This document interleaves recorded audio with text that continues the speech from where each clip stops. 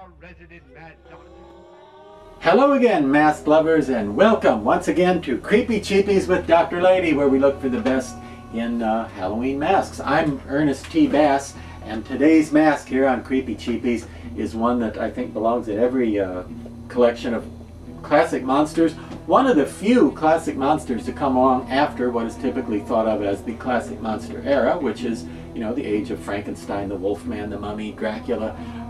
One of the few monsters, I think, who lives up to, you know, the levels of greatness established by those monsters is Pumpkinhead, as seen in the movie Pumpkinhead, and a bunch of sequels, most of which were nowhere near as good as the original.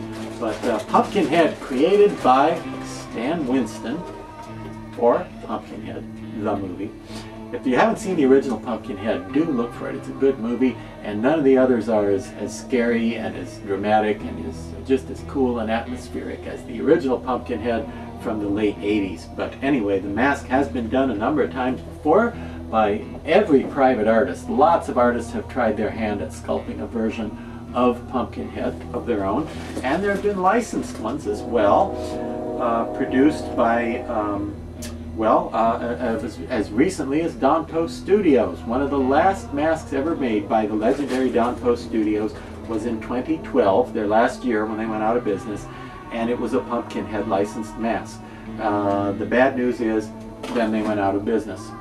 The good news is, you can get that same exact mask. That's right, it's the same mold, the same sculpture, as sculpted by renowned monster artist Bruce Spalding Fuller. This is the same piece released in 2017 by the folks at Trick or Treat Studios. Okay, the same design, the same sculpture as the Don Post version, and you can see the official studio Pumpkinhead tag on there, so you know it's licensed.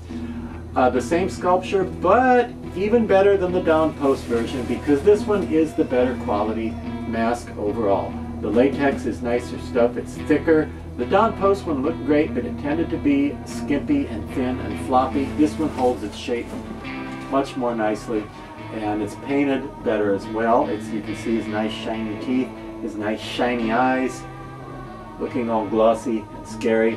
And I didn't add any of this detail myself. This is straight out of the bag from Trick or Treat Studios, with all this you know, the detailing of the shading and the highlights and this weird purple stuff on the back of his cranium. You see the back of him there? Nice and ugly, just like you like your Halloween monsters. And Pumpkinhead is going to be an extremely difficult monster to costume if you want to wear him, because in the movie he doesn't wear clothes. He has a big rubber suit monster body, and it's sort of hard to replicate that. So I'd say if you're going to play Pumpkinhead at the haunted attraction or at a Halloween event or Halloween party or something, you're going to have to just be a Pumpkinhead with some kind of clothing on, and maybe use something with lots of rags and strings and shreddy stuff, like the creepy cloth, sort of a, you know, hanging, mummified looking, something like that that just looks like a mess. Don't put him in a three-piece suit. No. Don't put him in one of those leisure suits like they used to have in the 1970s. Don't put him in that. No. Not even an orange one for him. No. I would say something raggedy and about the same color he is, not necessarily black or white, but sort of a medium range, tan, gray, brown, anywhere in there if you're going to costume me. But as you might have been able to tell from the close-up, when you're wearing this, you see out of pretty decent sized slots that are above his eyes. You get a little bit of ventilation right through here, and it's a fantastic mask, and I highly recommend it, and I think every home should have a Trick or Treat Studios Pumpkinhead, don't you? Okay, maybe not your grandma's home, but everybody else's.